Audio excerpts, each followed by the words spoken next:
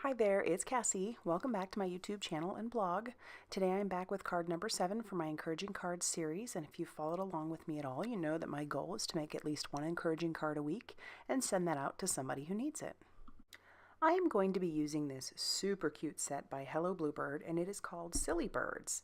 It has so many cute sentiments and a ton of adorable birds to color. So I'm going to start off by putting one of the birds in my Mini Misty, along with a branch and a couple of musical notes. And I am going to stamp those on some Neenah 80-pound cardstock, and I'm going to use my Lawn Fawn Jet Black ink. Both are Copic friendly because I plan to do some Copic coloring. And I'm going to do that a couple times to make sure it's a good image, and then I'm also going to stamp them again because I plan to actually make 2 cards.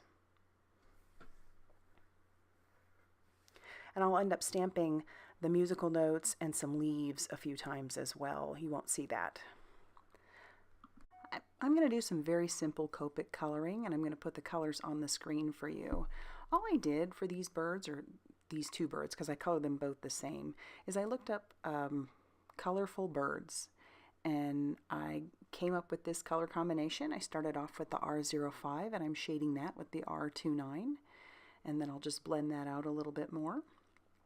And then I'm actually going to move on to some green, which you got to be careful with, because if you mix that green and that red together, because they're complementary, they will turn brown. So that's a G17, and then I'm blending that into a blue, which is the B28. And I'll do the same thing with his little tail feathers. Very simple, and I'm going to do the other one the exact same. And then for his beak, I start with Y15, and I do my shading with the Y17. Super, super simple. It's too small of an image to get too crazy with.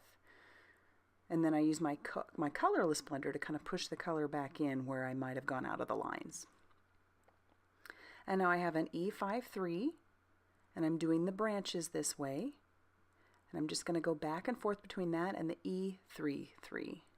It's kind of interesting that the E33 happens to be darker than the E53, but that's just how it is. And so I will continue with the shading back and forth until I'm happy with how that's blended. And for all of the leaves, I use G02 and G05. And I won't show you all the coloring of all of those leaves because there's quite a few. But I just, like I said, super simple. And I'll go back over those and intensify that in a little bit. When you get new dies, most of the time you can just bend those apart fairly easily, but sometimes you can't, and sometimes you don't want to do that. So those wire snips that I showed you are really great for snipping the dies apart. And I will link to the ones that I have down below. Now I will just line up the dies that I need using some micropore tape, and I will tape those down so that they don't shift during the die process. And I'm going to run those through my Sizzix Sidekick, like I've said a zillion times, my little workhorse. And I actually end up doing this. This takes a fair bit of time to put all of those dies through because I have to reposition quite a bit. For my backgrounds, I have 2 pieces of Strathmore 140-pound watercolor paper, and I have those on top of a craft mat, and I am using a piece of old packaging along with some, tumbled glass, and this way I can have a little bit more control, and I'm spritzing that with water. You've seen me do this before. I just want to try to put down a little bit of a light, almost like a sky, but I want it to be super, super subtle. Once those 2 panels are dry, I'm going to do the exact same thing with some chipped sapphire distress ink. And I'm going to try to be, again, act like I have a little bit of control here by smushing some of that color down. And I'm just trying to stick to that one side mostly. And once that's dry, I will go back again with the tumbled glass and I will spritz it and do it again. So I wanted a little bit more of that light blue to come through. Now I'm using my Distress water sprayer, just the nozzle, and I'm just dropping some water droplets on that, and I'll let that sit for just a few seconds, and then I will wipe that up. It would be a lot more dramatic if I were doing that on a full sheet of paper that was covered with Distress Oxide ink. So I'll dry that now. And now these are ready for the backgrounds, or these are ready for the pieces to be stuck down on the backgrounds. For my card bases, I am using some Simon Says Stamp Fog cardstock.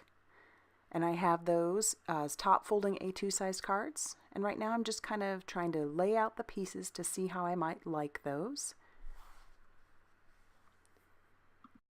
My sentiments are going to be stamped onto some black cardstock from my stash, and I am going to be using some Versamark ink, which is a sticky ink used for embossing. And I've run my powder bag all over the top of that cardstock. I'm stamping my sentiments down, and I'm doing it a few times because I'm not exactly sure how I want those sentiments. And then I'm covering that with my Simon Says Stamp Detail Fine Embossing Powder. This is the white embossing powder. I ended up stamping Tweet Out several times as well and covering that with the white embossing powder. And then I'm grabbing an old paintbrush to kind of wipe off the powder where I don't want it.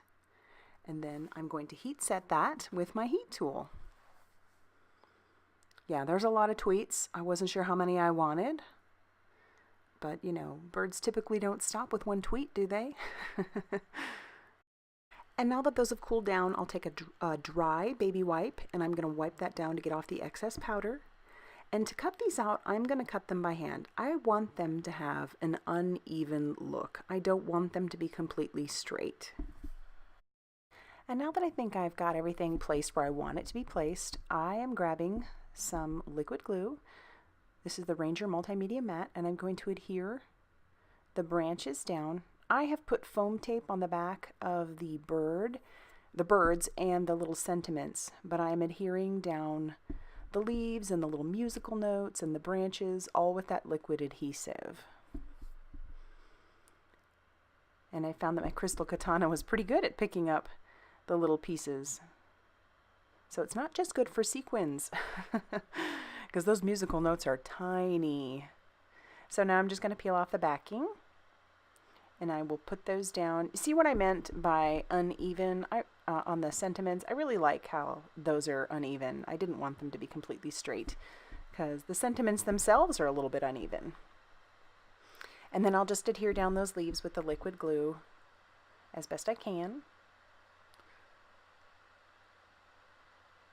Sticking a few here and there underneath the sentiments.